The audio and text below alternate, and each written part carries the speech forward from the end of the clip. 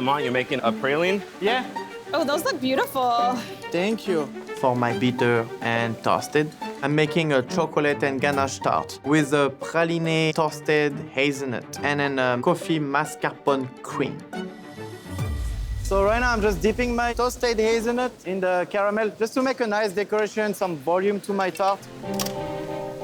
And my tart is perfectly baked. Bitter and toasted. That's all we want. 30 seconds. What I know for sure is that I'm not going home today, and I'm telling you that. Judges, your job is to evaluate the desserts based on flavor, execution, and technical difficulty. For the skills challenge, you can each award up to 10 points per dessert, which means a perfect score would be 20. Clément. So I made for you guys chocolate, hazelnut, and coffee tart. This is a feast for the eyes. Everywhere you look, there's something going on. I think it's a brilliant idea to put the almonds around the bottom of the tart shell because right away I'm anticipating the crunch and the texture that's going to go along with it. It is very bitter. The bitterness of the slightly over-toasted almonds is beautiful. The texture of your tart shell reads toasty. You brought the texture with the nuts. You brought the texture with the caramel on the outside. You brought the texture with the tart shell. You brought the bitter everywhere. Well done. Thank you so much. Here's the chef who created the highest scoring dessert. Congratulations, Clément. Yo, baby. I am making a white chocolate pistachio gâteau. A gâteau is just a layered cake. This is a pain de jin, similar to like a pound cake, but it's like a French-style pound cake. It comes from a region where they didn't have a ton of butter to make cake a long, long time ago. They used almond paste instead of butter as the fat, so I used pistachio instead of almond. My dessert will start with a pistachio pain de jin, and then white chocolate mousse, topped with an apricot gelée, and then it will be finished with a pistachio chantilly, raspberries, and raspberry fluid gel. Let's welcome back Chef Molly. What I made for you is a pistachio raspberry gâteau. Chef Molly, do you think this dessert can keep you in the #1 spot? I sure hope it can. I was kind of excited about your moniker of just, absolute recklessness. And this is not reckless. Yeah. Every cut, every line is just uniform perfection. It looks great. Thank you so much. All right, I think it's time to give it a taste. Let's do it. It's really pretty. Clean. We'll start from the bottom up. Pistachio pain de jin. On the inside is a little crunchy layer of dehydrated strawberries, pistachios, and white chocolate. And then on top of that is a white chocolate mousse, finished with a apricot gelée. And then on the very top, you have pistachio chantilly, fresh raspberries, raspberry fluid gel, and then a little chocolate garnish. It's a very impressive dessert. It's very well done. Thank you. The pain de jin, I'm going to start there on the bottom. I really enjoyed the pistachio in there. Smart choice with the creams. Having the nuts on the top really added that texture. I think this pain de jin, it's a little dry, but it works with this. It really supports all of this other stuff that is so light and luscious. It is beautiful and incredibly well executed. A+. Thank you. Thank you, Molly. This is the work of a cold, calculating assassin, right? I think the recklessness was a ruse. I have earthy and nutty. This is very much something I feel like I do well. I like Good. how adventurous I can get with it. When it comes to nutty, I'm not gonna give the judges what they expect. I feel like the low-hanging fruit would be almond or hazelnut. I'm gonna do black sesame, and I'm gonna pair it with matcha, which is earthy. The black sesame is nutty, and then some blackberry to really bring out that earthiness and nuttiness on the inside. Then on the top, I'll be garnishing it with matcha soil, some dark chocolate vines as well, and buttercream blackberries. I can't wait for the surprise nuttiness on the inside. There's no nuts in this, yet it's a nutty dessert, and I cannot wait to show that off.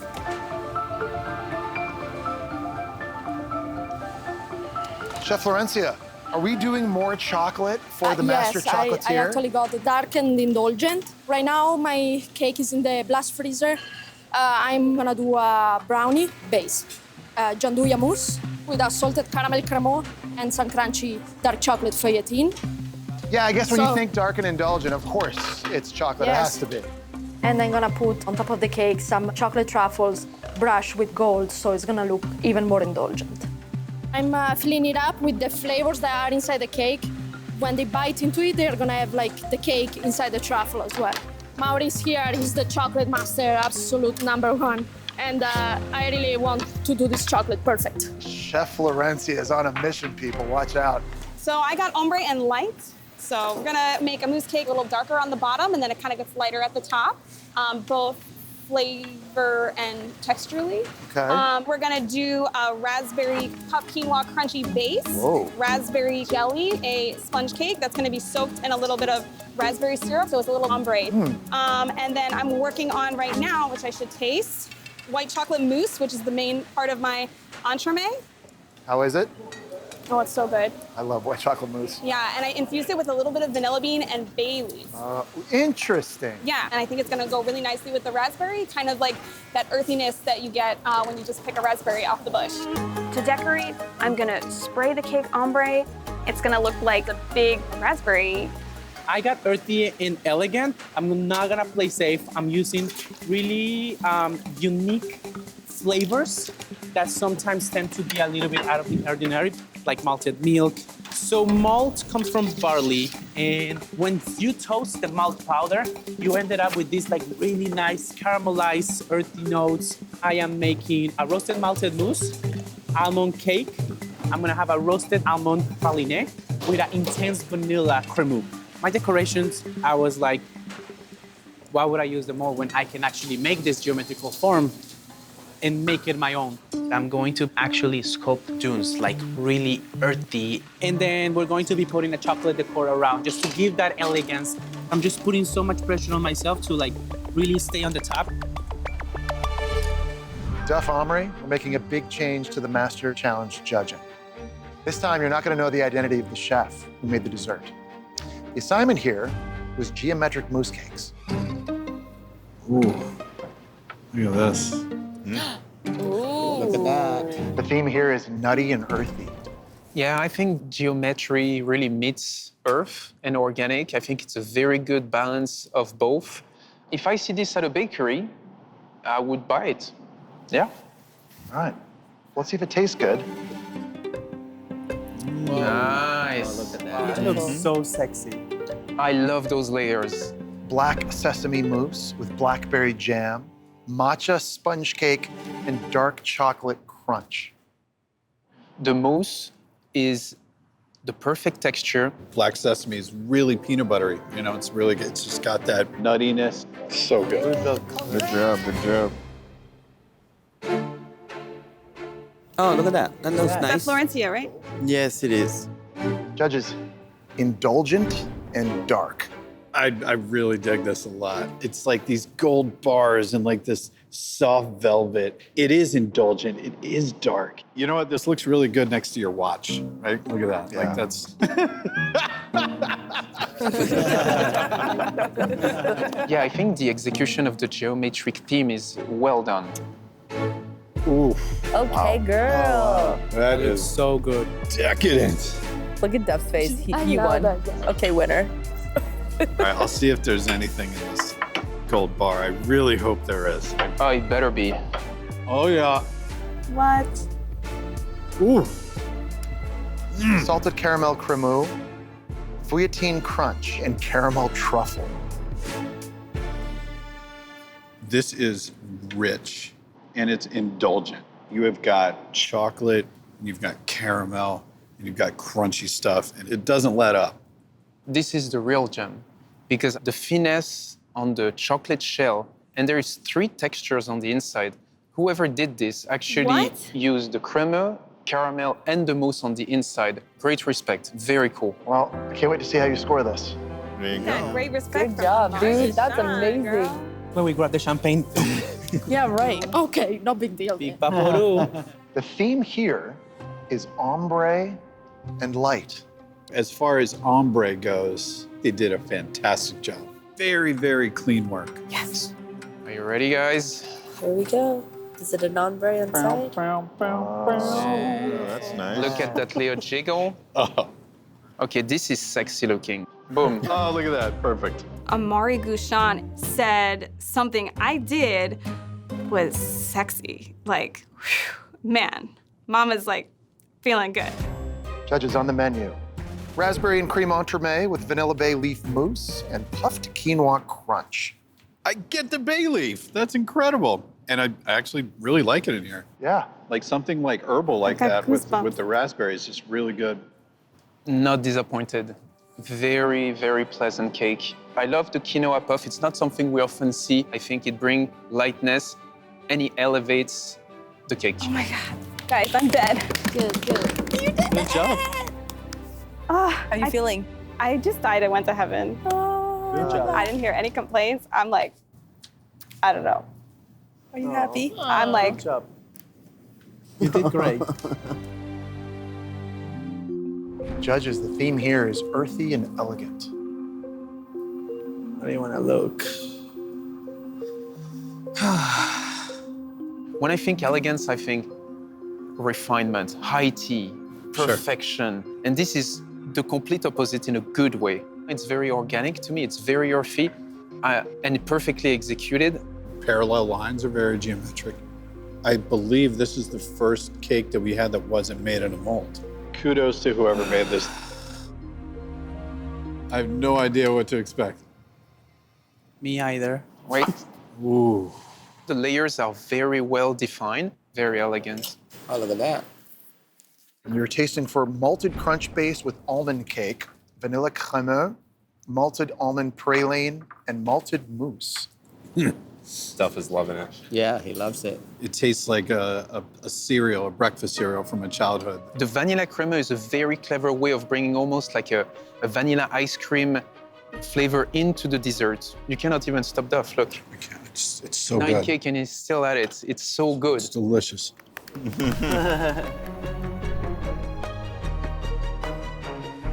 Let's start by revealing the chef with the highest overall score for the day. Great work, Juan. Wow. 28. And as for the rest of you, if your name appears on the leaderboard, you will join Juan here in the kitchen next time. That's Florencia, Robert, Rochelle. You gotta make a savory, you gotta make a sweet pastry. For the savory, I'm gonna do our take on an Italian ham and cheese croissant. So I'm gonna do an herbed croissant dough, fill that with the prosciutto, pancetta, and then grate a couple different cheeses. For my sweet, I was the kid who ate cheese danishes, so I'm gonna be making a raspberry cheesecake Danish. So I'm gonna use a flaky brioche dough, encase that with cheese Danish filling, and then top that with some raspberry jam and fresh raspberries. Because when I think of my time over in Europe, I had a lot of things that were raspberry flavored.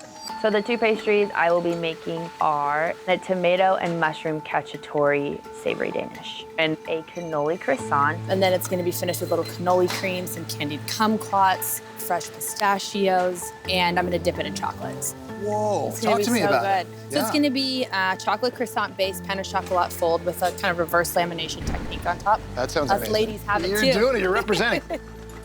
Okay. For my sweet croissant, I'm going to layer colors of green inside of my dough and roll it out nice and thin. So as croissant bakes, it'll have flaky layers of white and green. And then when you bite into it, we'll have a swirl of green throughout. Oh yeah, baby. I haven't braided hair in so long. I'm like, I'm only using When was the last time you but- braided your own hair? Never. Yeah, right, same. Thank you, Mom. I start on my brioche. I roll that out and I cut it into strips, braid it, and then roll that around the cream cheese puck. I'm really inspired by Italy and cheesecake, and I am going to elevate that with raspberry notes. And then for the savory, I'm gonna fill that with the prosciutto, pancetta, and then a couple different cheeses. So these are chocolate batons, and we're rolling them into our dough, and then they will bake around the dough, hopefully beautifully. We are just focused on getting our final doughs shaped and into the proofing area. Casey and Molly. There we go. Hi.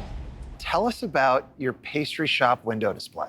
We kind of wanted the display to be European, Italian sort of market, but also play on a little bit of high fashion, really pretty jewels that are laminated dough. Yes. I gotta say that everything looks proper. It's got good shaping technique. There's no evidence of butter leakage. The color on the bake is just right. Tell us which pastries you both made. For my savory, I made an herbed croissant. I put prosciutto, 3 different types of cheeses, along with some pancetta on the inside. And then for my sweet, I did a flaky brioche dough that I laminated with a mascarpone cream cheese center, some raspberry jam, and fresh raspberries. Brian, you're laughing. You know, I'm laughing, but it's no joke.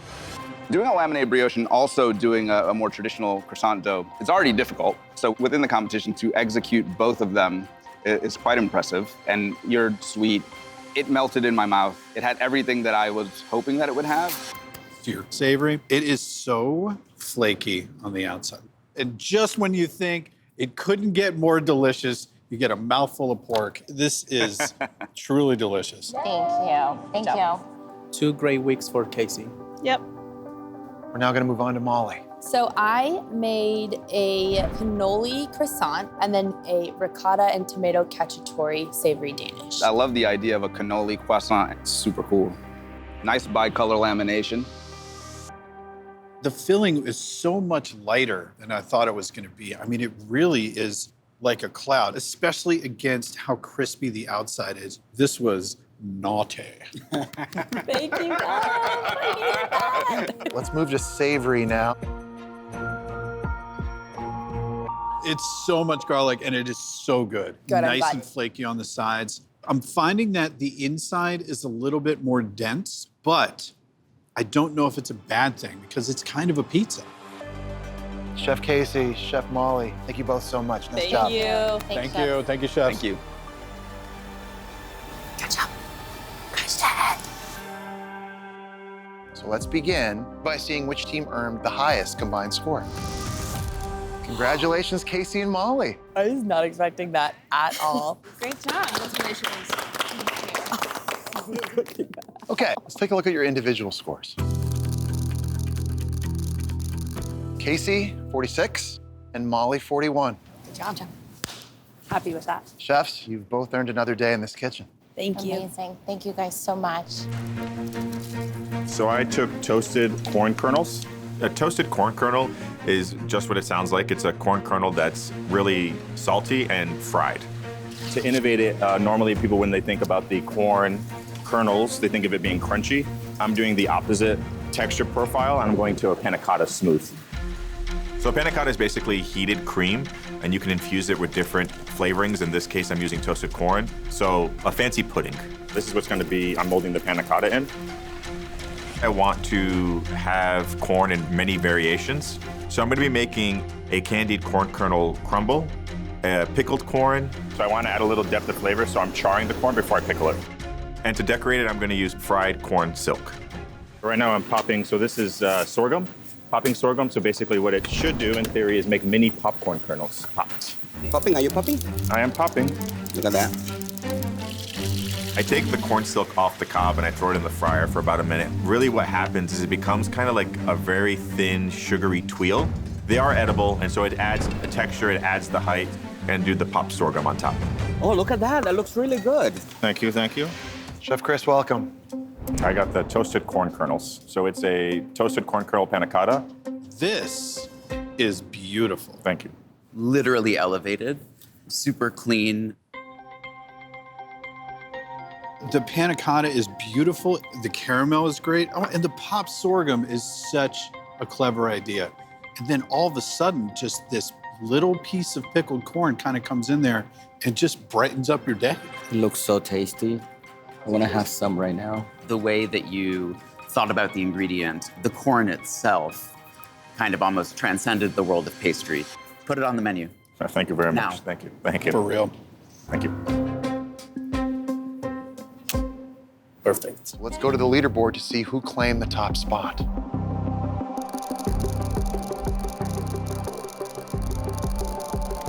Awesome. Congrats, Chris. 20 out of 20. That's the first perfect score in this competition. Thank you very much, chef. So right now I'm making a princess cake. So I'm definitely not gonna go home because of a princess cake. For my desserts, I'm going to make an entremet. So I'm going to have vanilla sponge, raspberry compote, another layer of pastry cream with marzipan. And then on the top, I'm gonna, keep with the style that I've been working on the whole competition. Try to make a trompe-l'œil. I'm gonna do a nice piping that's going to look like a rose. And then I'm going to make a sugar dome that I'm gonna place on the top of this beautiful entremet.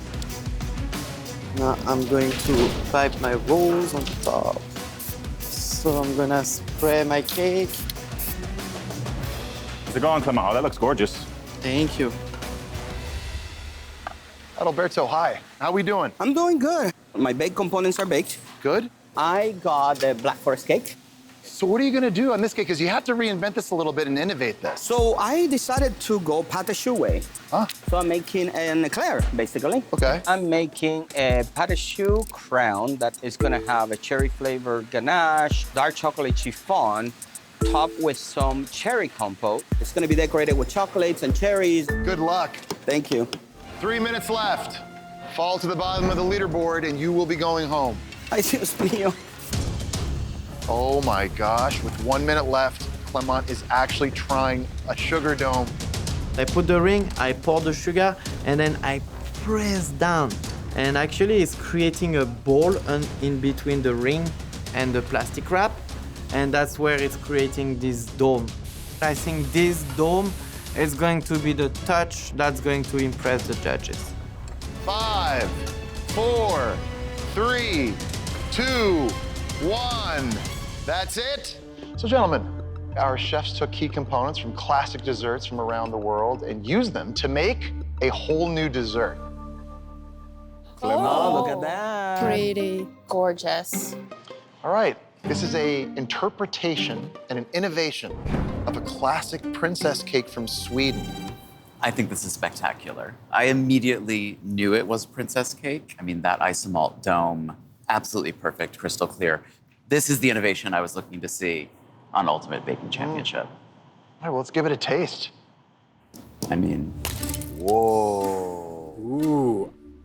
This princess cake features a vanilla sponge, marzipan light pastry cream, raspberry compote, and vanilla whipped cream.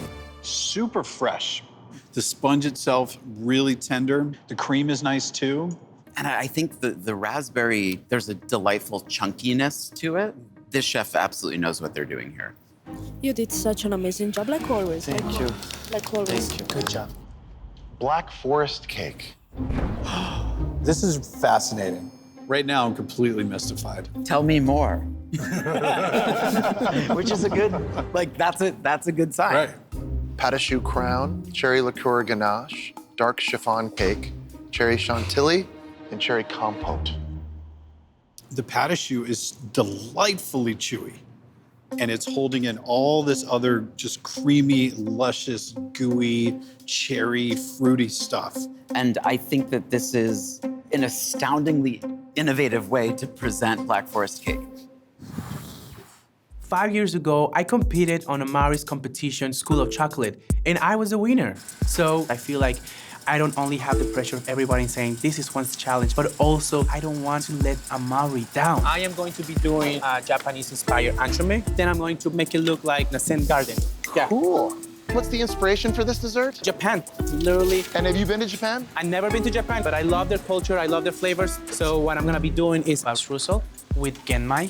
Genmai is roasted brown rice. Then we're gonna go with Okinawa cake.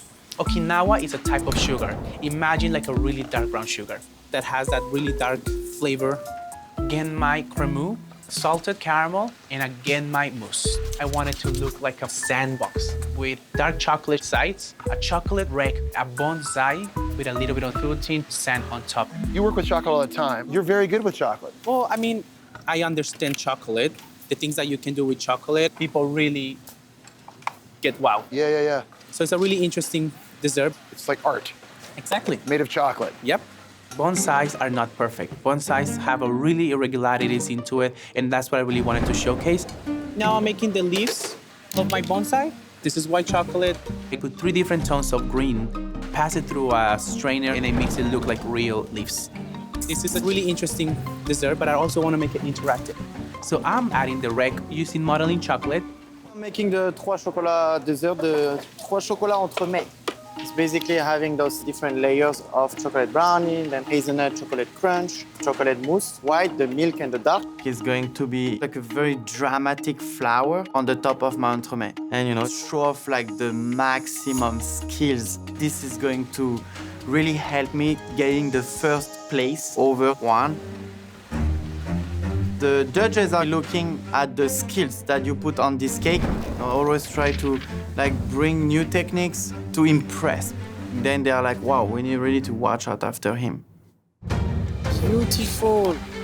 I want something that's going to elevate my cake. You know, just not putting the cake on a stand. I'm going to make my own stand. I'm just blending 3 different types of chocolate and making some little chunks.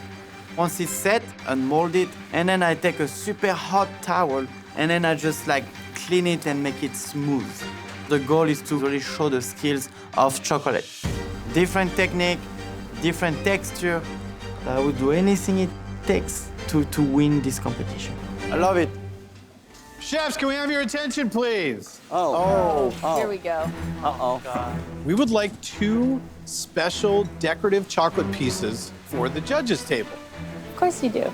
So the 3 chefs on the left side of the kitchen, Florencia, Adalberto, and Juan, and the 3 chefs on the right side of the kitchen, Molly, Chris, and Clement, you will work together to create a little chocolate showpiece.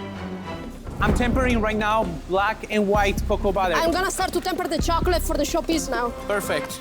For the showpiece, I want to make it nice and tall. We need to get as perfect As high as I can. inside, okay? That's going to give height, but also that really beautiful movement. Perfect. Florencia is making the blue chocolate curls. So this is some of the colors that we are all, the 3 of us, using to give kind of a cohesive element to the showpiece. Beautiful. Now go ahead and put chocolate really thin. Perfect. This is a group challenge. This is our showpiece. We're going to do this together. Perfect. Florencia, you're going to be in charge of making sure that we always have chocolate. Okay. Okay, spray. We are making sure that we will have something great to present to the judges. What about right here? I got you. You got it. Perfect. 1 minute left. Just gonna finish this really quick. 10 seconds. Perfect. That's it. Time for some chocolate. So like, come on. Did it, guys. All right, so judges, let's begin with the twist element. This is the piece created by Juan, Florencia, and Adalberto. Oh, looks cute. And they're calling it abstract art painted with cocoa butter. It's really good. It's beautiful. It's got a ton of movement. Brown and blue always look nice together. I think that was a really smart way to get some color in there. When I look at it, I don't see 3 different persons working on it. I see multiple elements coming together in an elegant fashion. This could not be holding together. If it was soft, I think this has been perfectly tempered. Japan has been a big inspiration, especially now that I work in restaurants that are Japanese. And there's nothing more relaxing than going to a bonsai garden. The idea was to be interactive as well. You can use the rec and then you can play around and create your own texture. This is beautiful, it's simple, and it's clean. You have a very distinct style. Right away, when I saw the rake, I knew you could play with it. You bring this to a family table, and the kids can create their own design and decor onto it. It's already very engaging. I love the bonsai tree, but I want this tree to have a bigger purpose, because for me, this tree is the star of the show. I want it to grow in the middle of that Zen garden. Whenever you're ready, Juan. Oh, look, the caramel is It's oozing. oh so cool. We're getting a fountain of caramel. At the bottom, we're going to have a genmai streusel, then a sugar cake, the genmai cremu, the caramel, and then the genmai mousse. And genmai is the roasted brown rice, correct. The cake is great. It's so tender, and it's so earthy, and it's brown, and it's kind of caramelized. I love the toasted rice. It's like that perfect savory sweet combo. And look at the finesse here. You nail the thickness of the chocolate. My only negative point, I love a good ooze, but when it's a shareable entremet, by the time you're done cutting your second, third, fourth slice, I wish I would have gotten a little bit more of that caramel. What a unique take. It was really good. I made 3 chocolate entremets. I wanted to represent the inside of the cake, so that's why we have a dark chocolate belt, a milk, and a white. I really love the flour on top. It's got such drama. I love the way that you have all those colors inside of the milk chocolate, but it's still so smooth. You have really brought elegance and that height. I love that you really see all shades of chocolate. I feel bad asking you to cut into it, Clement. At the bottom, we have chocolate brownie, hazelnut chocolate praline, crust, dark chocolate mousse, milk chocolate mousse, and white chocolate mousse. It cuts so nice. That looks really good. The brownie is baked just enough to still have that gooiness. The texture of the mousse is phenomenal, and I applaud a good chocolate work. This is just snappy, perfectly tempered, and look at the finesse. I like the fact that I'm tasting all these different chocolates. It's exactly as advertised. I feel really good. I'm so happy about it. Good job, senor. Good job. I'm definitely not going home today. The judges decided the best collaboration was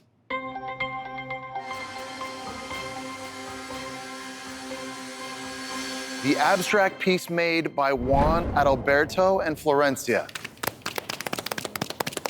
Good job, guys. Good work, chefs. Now let's find out which of you received today's highest overall score. Clement, congratulations. Thank you. I mean, I'm so happy. I'm super happy. I mean, it's a chocolate challenge. Amaury was the judge, and I beat Juan. Wow, that means a lot. We want you to create a dessert that features a dramatic sugar piece. We'll be looking for a sugar piece that is incorporated into your dessert as a whole. Go crazy and amaze us. I don't even know how air looks like. I'm like, you cannot even grab air. At least you can touch the water. You can see how fire looks. Air doesn't really have a body. I have pretty much the hardest element of all. So when you think of a dandelion, you think of it glowing around the air. So I'm going to show that, but also with some of the movements that we would think that air will bring. So far, I feel like I've been bringing a lot of dark flavors. So this time I'm going to play more lighter because we're talking with air, so we really want to play with that feeling. So I'm gonna be doing a light lemon cake with nougat spread and then lemon cream. So it's going to be really bright, really citrusy.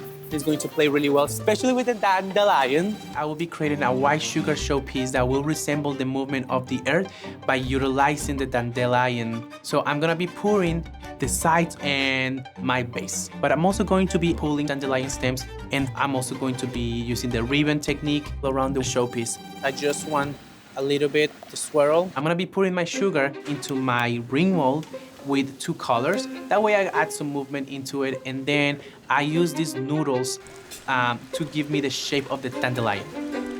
So for my sugar pieces, I'm going to focus on creating a really elegant but nice structure and then start decorating around. For this dandelion, I'm going to be pulling sugar. I'm also going to be using the ribbon technique. The dandelion has these really tiny stems that I'm gonna have to glue one by one, so there is so much detail into this piece, and I hope that the judges can see my understanding from sugar. Any little piece can really break it, and that's the last thing I want. It's looking really nice. I'm happy. That's it. Time for the judges to taste your sweet creations. Let's bring in the first chef. Chef Juan. I'm about to face Dove and Jack Torres, and it is really stressful because we are here about to go to the semifinals, and any little thing can bring you to the bottom of that chart, and you don't want that. It's kind of like difficult to know how air looks like, but I think air is a really delicate type of element. I took the inspiration by the dandelion because for me, I just love the way that it just flies away. By choosing a dandelion and showing like the effects of air, showing what air is doing to its environment, putting it in context was so smart. I love that. Thank you, chef. The interpretation is well done. You take some risk here. This is fragile. This is very delicate. A little hit on the side and things will collapse. And it's a very smart move to do what you did, representing air. That's not an easy thing. Thank you, chef. All right, Juan, whenever you're ready. At the bottom, we're going to have a citrus vanilla reconstructor streusel with a citrus cake.